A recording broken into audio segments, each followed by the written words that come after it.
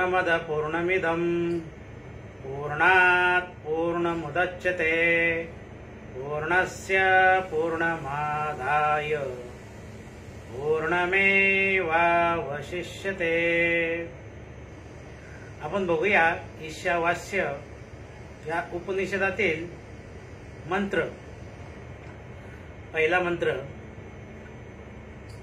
ईशावास्यमिदं सर्वं यत्किंचित् जगत्यां जगत् तेन त्यक्तेन भुञ्जीथा मा वृथा कस्य स्विदनं कुर्वन्नेवेह कर्माणि जिजीविषेच्छतः समा एवं तेनान्यतेतस्ति न कर्म लिप्यते नरे आसुर्यानाम ते लोका अंधेन तमसावृता तांस्तप्रेत्या विगच्छन्ति एके चात्महनो जना अनस्देकं मनसो जयो नैन देवा आप्नुवन् पूर्वमर्षत् तदावतो नान्यतेति तिष्ठत्मातरिष्वा ददाति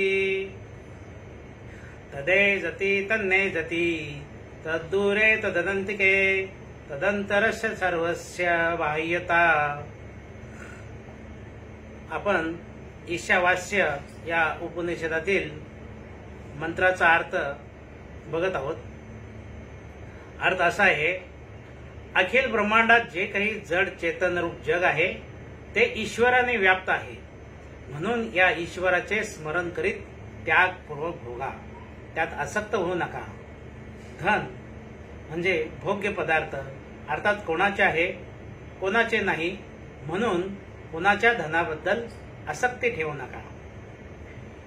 या लोकात शास्त्रनियत कर्मे करताच 100 वर्षे जगण्याची इच्छा राखावी, अशा प्रकारे केले जाणारे कर्म तुला देहधारी मानवाला चिकटत नाही, तर फळाची वासना चिकटते, याशिवाय दुसरा मार्ग नाही। असुराच्या म्हणून ज्या ओळखल्या जाणाऱ्या योनी आहेत त्या अज्ञान तथा दुःख क्लेश रूपी घोर अंधकाराने व्याप्त आहेत।